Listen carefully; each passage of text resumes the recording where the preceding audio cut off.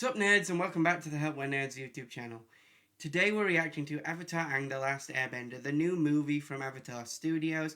Unfortunately though, this movie did get leaked a few months back, so I have seen a couple of spoilers from this movie. Nothing too major. I did manage to avoid the leak as a whole, so I hope that we can enjoy this movie on Paramount Plus, and everyone that is an Avatar fan will go and support the creators by watching this on Paramount Plus, as we are doing here, or wherever you can. I know that some of you may have watched the leak, and that's fine. I'm not here to denounce anyone for doing so, but if you have, please do go and try and support the creators as well, as I know the leak did hit them hard. They've talked about it at length on social media themselves. So yeah, I just think it's just right of us as Avatar fans to do that. And if you've been around the channel long enough, you'll know that we are big Avatar fans over here. We reviewed both Season 1 and 2 of the Netflix live-action Avatar series. And we did an Avatar Magic the Gathering unboxing video. So we are big Avatar fans over here. And I just think it's just right to actually support the main project. As that's what the creators want us to do, and that's what we'll be doing here. So without further ado, let's actually dive into it and give this movie a watch, and it'll be nice to see the gang back in action. Whoever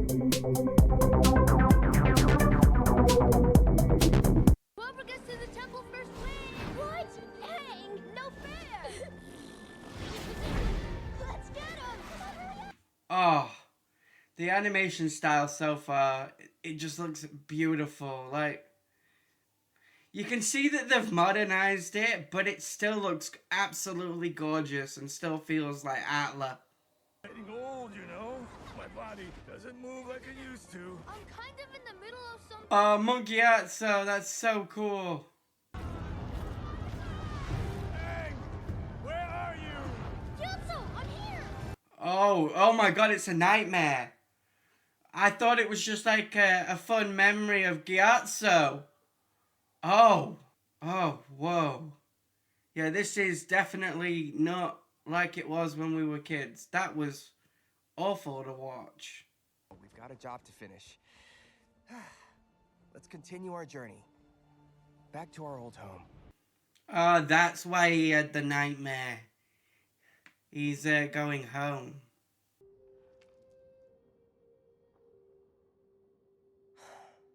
I miss you.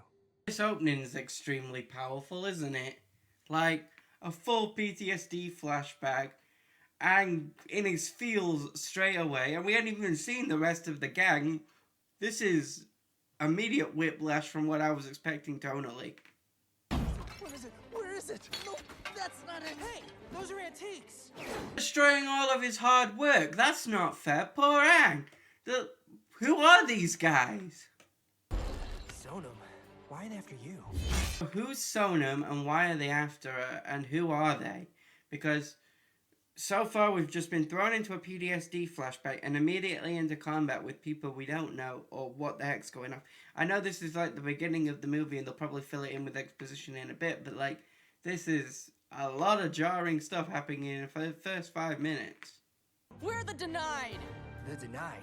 Wait, are the denied the beginnings of Amon's like equalizers from Korra's era? Because like non-benders who are against benders.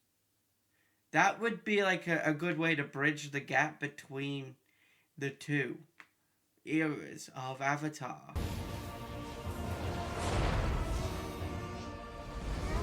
Avatar State, let's go! Woo! Yeah! Oh, that's sick! And my boy Appa there with the save, yes! Fire. A nation capable of great destruction. Wait, they're all doing the intro. Is that Mark Grayson? Is that Stephen Yeun? Cause what happened to Dante Bosco? Toph, train me in the ways of the Earthbenders. Oh, I love that. Toph taught me in the ways of the Earthbender. Toph with the giant ass boulder. Aang with the pebble. That is sick. And together, we ended the 100-Year War. Yeah, you did, buddy. Working together in peace to build the future. Cabbage Merchant! Yeah, there's the goat! Foaming mouth guy! He has a kid! Woohoo! You're hurt. Good job his wife's a healer then. And a badass warrior. Oops. Breathe through it. Hey, he kinda looks like he's grown into the arrow. Like, I know this isn't really the time to be talking about it, but I just noticed it on his face. The arrow used to look really big, but as he's aged, it seems to look like his face has grown into the arrow. It looks really cool. Nice attention to detail there. Ooh, contacting past lives. This is gonna be cool. Sick ass visual! What the hell?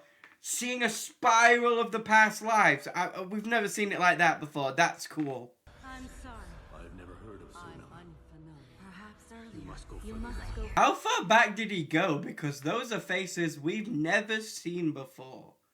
Sonam was the youngest daughter of the owner of the possum chicken shop at the corner marketplace. He's eccentric. And does his fan have a pattern resembling Rava? Or am I tripping? This is, like, really far back. Unfortunately, like, the next Avatar after Korra won't have connections to this. But, like, this is really, really far back in the Avatar cycle. He was the avatar in the golden age of airbenders. Whoa! So she wasn't just some legendary airbender. She was an avatar, a lost avatar, allegedly. You take Appa and Momo and gather up the rest of the team. We're gonna need some help. Oh, sick! So he's just found out about, like, this all-powerful spirit staff. The Denied are after it. And now he's calling in Team Avatar. Yes! Get the gang back together. Read it to me. Yes, my lord. What did Aang say? Why did he pause? What did he write in the message? Like, that face says that Aang wrote something he does not want to say in this room. I hope the boring Chamberlain you mentioned in your letters isn't still annoying you.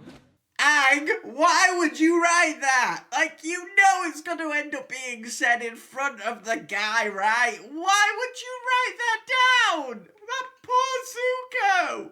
Oh, no. The second-hand embarrassment. Why? On top of all that, I was more popular than him. You're such a liar, Sokka. I mean, he's not a liar. He's an exaggerator. He had help with all that. And he definitely was a little bit more popular with the ladies. There's a reason we call him the backbender. But, like, come on. There's the goat. Toph. Let's see her whip the floor with these guys. Sick. Seismic sense looking fantastic as normal. The message. Read. It's from Avatar Aang. I love that attention to detail. One, she did kick their ass with zero effort. Two, she can't read, so she had the student do it. And having snow gear just looks peak.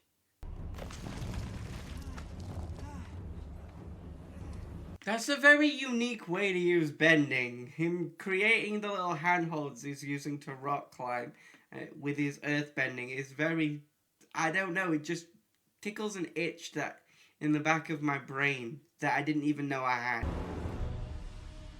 Imagine if Aang had been imprisoned up there like 100 years ago. The events of the show would never have happened because no one would have ever found him. Oh my god, was I right on the money about the fact that if Aang had been up there, no one would have found him? Because it looks like someone is up there, and the other reason they found them is because they were looking for someone.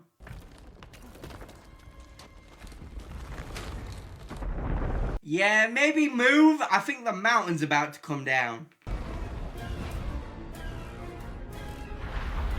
See, Aang, this is why you never leave Appa at home. You need Appa in this situation.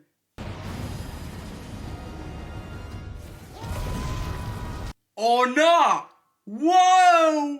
Fire! That is actually fire. No, I'm not just talking about the fact that he's firebending, but that is sick as hell. So he's an airbender. Sick. And there's my boy Appa. Woo! An airbender. Oh, that's so cool. I just love the fact that, like, points out with the gleaming hope in his eyes that he's found an airbender. This is so cool. Is he attractive? He's very attractive. Huh? What? He is. Okay, that's classic Team Avatar. Like, they're talking about this ancient airbender that they just found frozen in ice like Aang, and immediately start bickering about the fact of, is he hot? Brought on by Toph. Love the fact that it was Zuko to confirm, yes, this man is hot. That is amazing. Love this for them. Love all of this. It feels like their energy to me. Use her staff to give me, a lowly non-bender, the power to bend the air. Sonam's staff can basically energy bend airbending into people. Correct me if I'm wrong, but why can't Aang do that, though? Like, we saw him take Fire Lord Ozai's fire bending away. So why can't he just give someone airbending?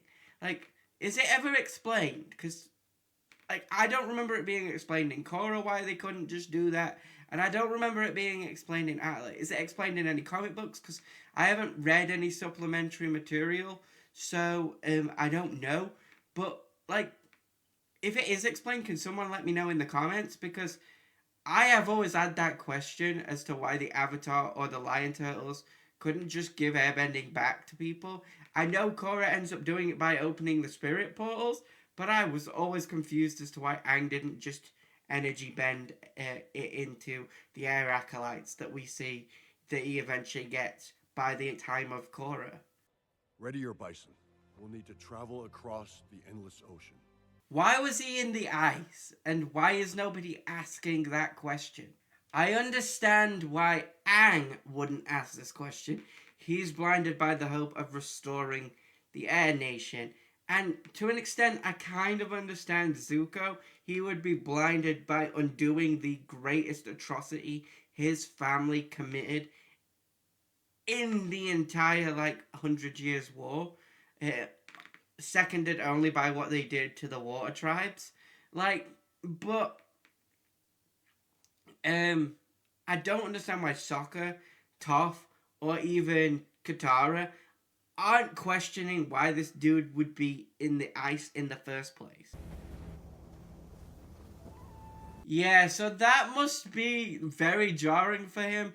If he came from a time where the Air Nation ruled the sky, and now the Fire Nation can enter the skies, that would be not only jarring, but kind of scary.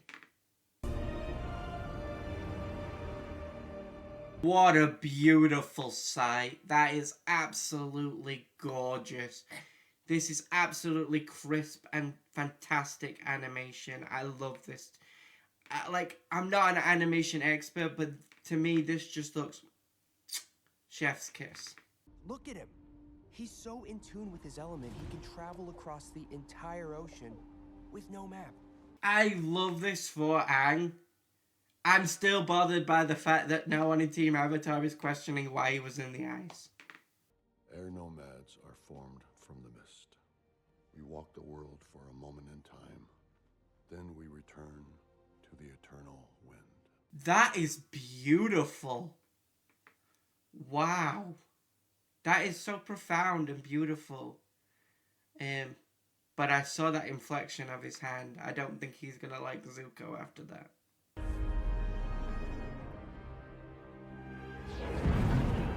This must be so euphoric for Aang. I can really feel it. Can you imagine? You've gone years without seeing another one of your people being able to use your element for fun, just to be able to have fun with someone that can also use it back with you. This connection that you've missed, that was severed just because of one mistake you made, that you can never take back, and it's just there. This must be so euphoric for him. I wonder if he ever did this with Tenzin.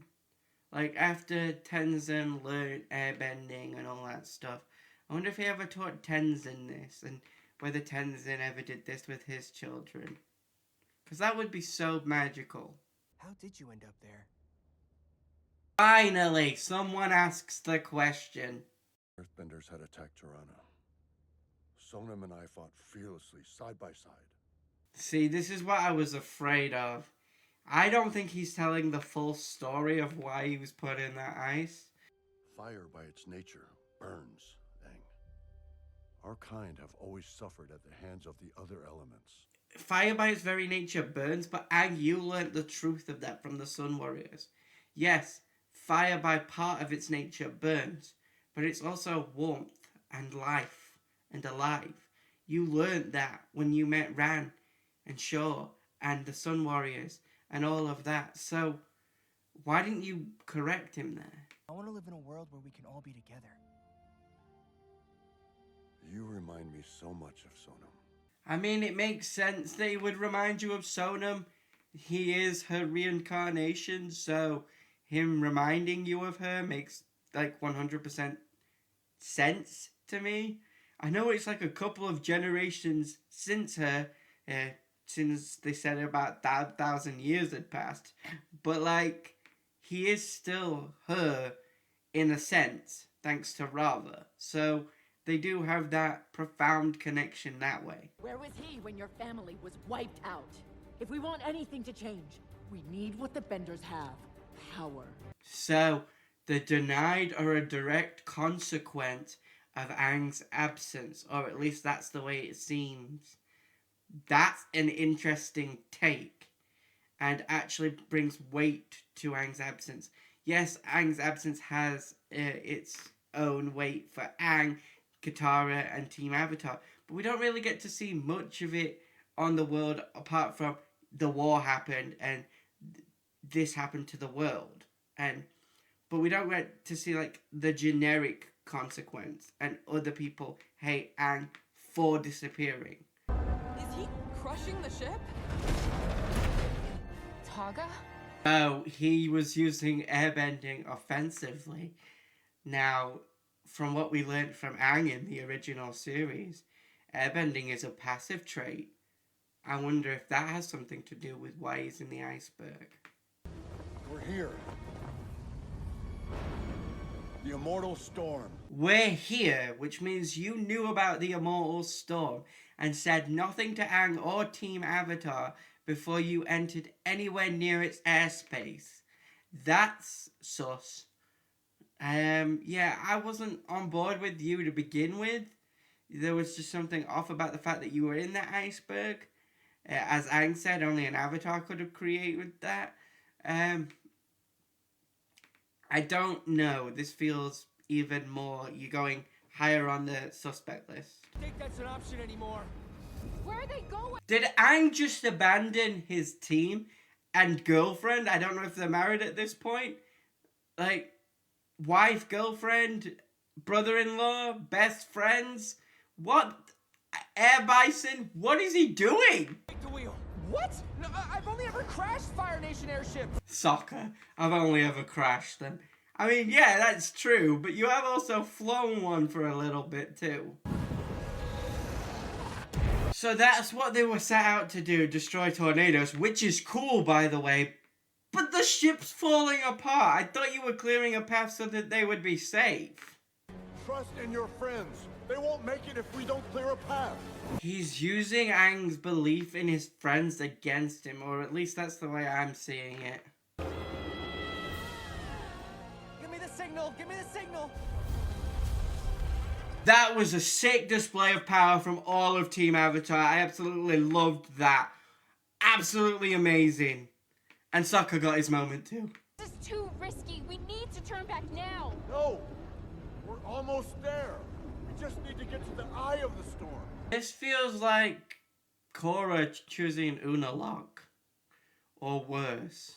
He's getting given a choice between his friends or Targa here, and I have a feeling he's gonna choose Targa, just like Tenzin versus Unalaq, and Korra chose Unalaq. I understand how much you want that, You but... don't understand. None of you do. I get where he's coming from. Like, how can they really understand it? I get that Katara suffered similarly, but it's not the same. Like, her culture did suffer, but it's still around in some form. His is entirely gone. Looks like Katara's on board with what I've been saying about him being a bit shifty. Lion turtles. Whoa. It's beautiful. That's where they went. Are they dead? Long before my time, the lion turtles granted the gift of bending to humans. Oh, wow. So they're tying back to the fact that the lion turtles are the ones that gave us the bending, but they're also connecting it to the fact that the air nomads learned airbending from the sky bison, so combining the two philosophies together, which is what everyone wanted them to do in the first place, and saying that the lion turtles, apart from the one Aang met at the end of the 100 Years' War, are dead. We'll set out immediately. Actually, Taga, we could really use your help here. So, Targa wants to go with Aang, but Katara's sneaking him away to rebuild the ship. Yeah, I clock you, girl. You don't trust him, and I think you're right not to.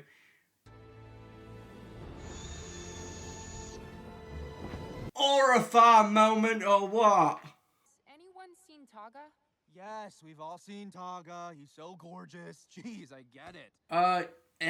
She means right now, mate, and jealousy much? Everything I do for Aang. For Aang? Or for the staff? I'm glad someone finally asked that question.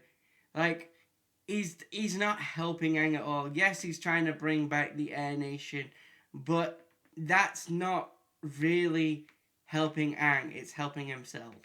What kind of airbender are you? Good question, Katara. Good question. Weakness? Yes, you. Knew it! Absolutely knew it. What an a-hole. Whoa, get it, Katara? Listen to me. Katara. This is the only way. Yeah, bro, you fucked up by telling him you hurt his girl. Like, don't do that. Like, you could have just kept the manipulation going, like, but no, you had to tell him you hurt his girl.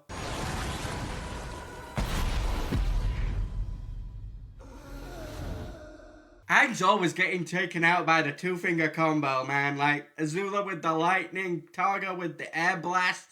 What's going on with this, man? Sonam's staff. Why is Appa obeying Targa? What's going on? Appa, my boy, why are you doing this? Appa. Katara. Bro's got his priorities straight. Immediately went for Appa and then his girl. Like, priorities straight. Priorities locked in. What have you done? You're the one who gave him airbending. She is kind of right. Like, you gave him the powers. Taga watched as his brothers and sisters were all slaughtered. Oh, okay, this informs, like, what he is and how he became what he is. And why he reacted to Toph the way he did when he first woke up. Taga became something more than human, too powerful to kill. So he's not a human. That's why Katara said his energy was unlike anything she's felt before. That makes sense. He's not entirely human. I died, hoping that one day another Avatar would create more airbenders and restore balance to this world. A great plan, but you didn't leave instruction notes for the future avatars, or at least allow yourself to be connected to by future avatars. That's not helpful, love. I don't say this very often, but Sokka's right. Thank you. Yep. I mean, Sokka is like the idea guy, and you guys are shitting all over him for having an idea, or, you know, at least telling you guys how it is.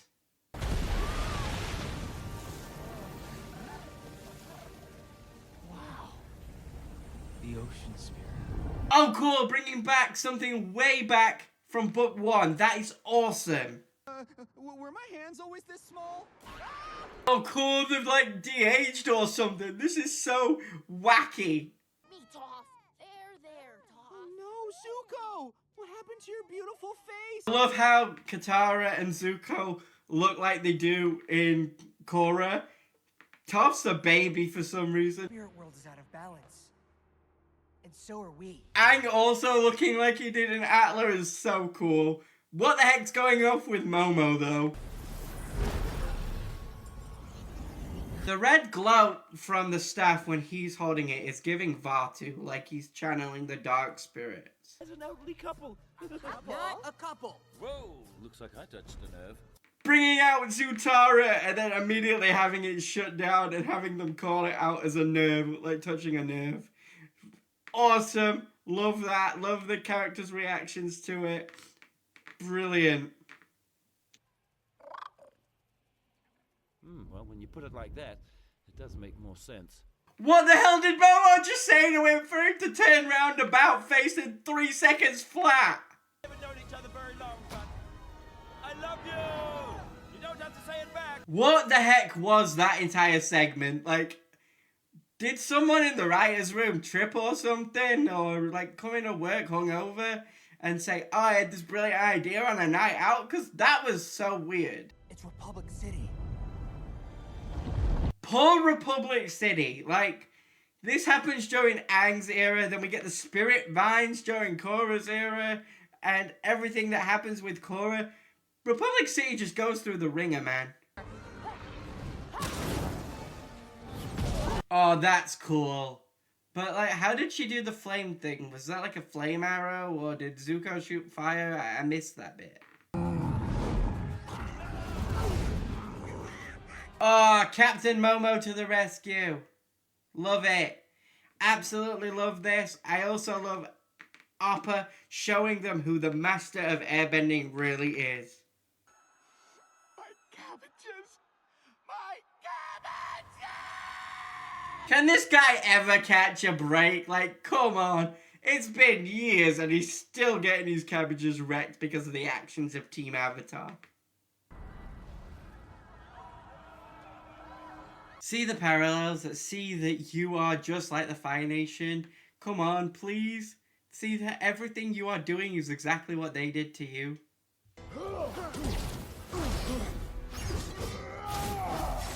I do like the action in this, like it's really, really good. I feel like the choreography is really good throughout all of this, and I do think that all of this does really, really work.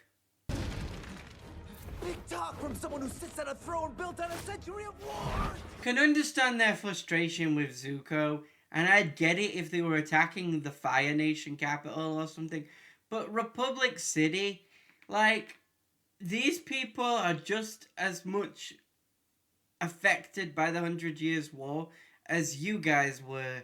So this just feels like your message is being diluted by Targa's aggression. Okay, that's sick. I love that body armor for Toph. Oh no, I'm out of water. Katara, did you forget that you can pull water from moisture in the air, or your own sweat, or the sweat of your allies, or the sweat of your enemies, or you can bloodbend? I know that bloodbend's prohibited, but you could bloodbend, or you can pull water from the sewagery underneath. There are countless places you can find water except your little pouch. Let's see if your fancy new bending can beat some good old non-bending know-how. Oh, I love this, because they were non-benders that weren't happy about being non-benders. Giving Sokka a moment to defeat them actually proves the point that non-benders can be just as capable as benders. There you go. Katara got through to her by explaining that she was the bad guy. You ran! I mean, yeah, he did run, but if he didn't run, he would have died, and then he would have become the Water Tribe Avatar. They would have been attacked non-stop, and the Avatar cycle would have been over. So, what more do you want from him? You were the one that basically told him about destiny. Well, you fucked up. He just connected to the temple, the one thing you were told not to let him do. This is what strength looks like. No, Targa, that's what corruption looks like.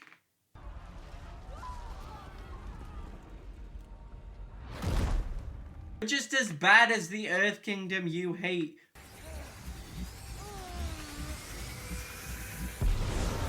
Yeah! That's it! Channel the air! Absolutely love that. I love the fact that he used the trick Targa taught him on Targa to get the staff back. That was amazing. Holy hell! Aang looks so cool!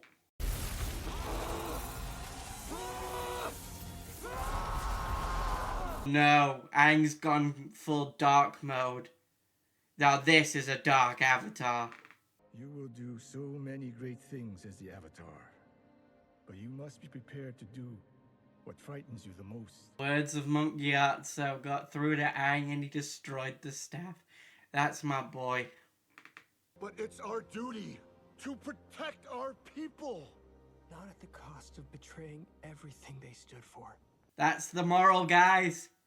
Yes, you must protect people, and yes, it's okay to let go if protecting them means betraying them.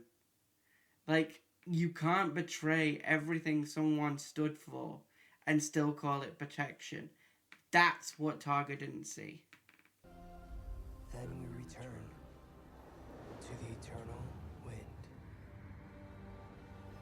They did it! They stopped Targa and they finally helped him find peace and realized that the actual goal was just to forgive himself. There was nothing he could do to save those that he'd lost. Hey, the Kyoshi Warriors! He restored her to the Avatar cycle. That's awesome.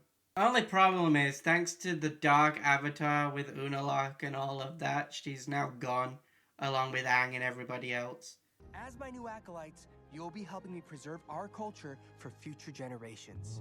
Love that! The girl that he saved at the beginning and became an airbender for a little bit, and Katara turned back to the good side, joined the Air Acolytes. She's like one of the first Air Acolytes. I love that for her.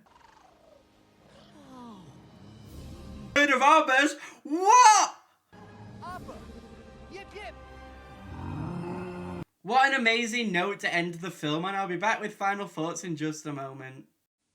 So, final thoughts. I really did enjoy this movie. I thought it was a really good, bringing back the gang, enjoyable storyline. Aang's guilt over the destruction of the air nomads was touched on really, really well. I loved that we started off with the PTSD flashback, and Monk Gyatso's little story anecdote of the whole having the power to do something right away doesn't mean you necessarily should sort of thing, coming back at the end and then breaking it. I thought that was really cool. I also thought that there was quite a few setups for Korra, with the Denied being like Amon's equalizers, and Republic City and the Air Temple, obviously the Acolytes being founded here, Aang's whole journey to bring back the Air Nomads being fulfilled by Korra opening the spirit portal at harmonic convergence and all that, and it all being tied to spirit power. I do wonder if Aang ever tried to use his energy bending to give anyone air bending, because like that doesn't make sense. If not, it seems like the staff had a very similar power. I do like that when Targa was using it, it had like the very Vaatu red color, but when Aang used it, it had the very Rava blue color to show off that the dichotomy of corruption versus light. And then as Aang got corrupted, it started to turn red. I do like that, like the reddy purple. That was cool. Some downsides that I didn't really touch on throughout the reaction. Even if like there weren't some spoilers that kind of gave away Targa's whole bad guyness, I felt like it was kind of obvious anyway, and Team Avatar was just being a bit oblivious. Nobody really, until Aang eventually did, ask why he was in the iceberg to begin with. That would have been one of the first questions I asked. Like, we know Aang froze himself when he went into the Avatar state, but no one thought to ask how this seemingly ordinary airbender got frozen like that. It was a bit weird, especially when it gave off the same energy as an Avatar. It would have been one of the first questions I would have asked. Especially when it was connected to an Avatar that seemingly gone missing, and he seems to have known her. Would have been a question I was asking. I understand why Aang was blinded, like I said, and to some extent Zuko, but Katara is always a bit more cautious. I do like that she got there first, but I thought that she would have been a bit more on the jump, wondering why he was in that iceberg, especially seeing as though she knows how trusting Aang is. That and Toph didn't detect anything with her ability to detect lies or people's intentions. I thought that was a bit off. There was also some characterizations that just felt a bit weird. Like, I didn't think Zuko's was really felt like Zuko, but I suppose it was because the characterization of the supporting characters like Katara, Toph, Zuko, and Sokka weren't really focused on as much. So, like, their characterization just didn't feel like them to an extent. It was them, you could tell it was them, but because they weren't focused on enough, there was just like an element to them that was missing. Like, Sokka wasn't as funny as I remember from the animated series. Zuko wasn't as serious, and I know time's passed, so people might have mellowed out a little bit. It just feels like we've missed a step here, and some of the characters just feel a little disconnected from what I remember. It might just be me. Also, the plot, while I really enjoyed it, felt a little rushed. Targa's twist on Aang did feel a little bit rushed, and I do wish that he'd kept up the manipulation a little bit with Aang. I get turning on the Gaang when he turned on the Gaang, but I do wish that he'd kept the manipulation with Aang for a little bit until Aang started to see the cracks, rather than him just about facing straight away. But all in all, I did enjoy this, and I do think it was a really good return to form, and I hope that we get more like this, and I'm looking forward to Avatar 7 Havens. So, yeah, with that being said, I'm going to call this video to an end. Let me know down below if you did like this video, and if you did like, then don't forget to like, subscribe, and ring that notification bell to stay up to date when we drop new content. And as always, stay happy, stay healthy, and most of all, stay nerdy.